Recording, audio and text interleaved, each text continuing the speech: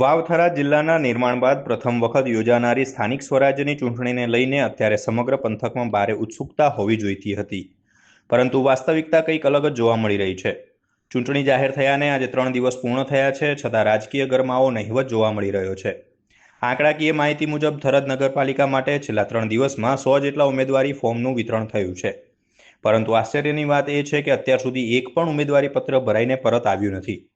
ભાજપ હોય કે કોંગ્રેસ, કોઈ પણ મુખ્ય પક્ષે હજુ સુધી પોતાના પત્તા ખોલ્યા નથી.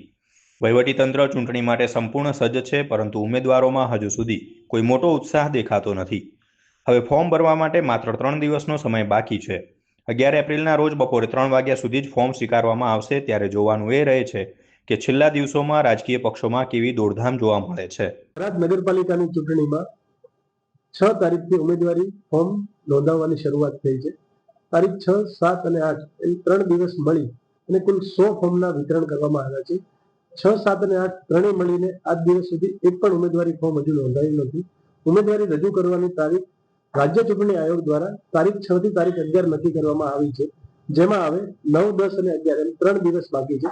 11 તારીખે બપોરે 3 કલાક સુધી ઉમેદવારી સ્વીકારવામાં આવશે.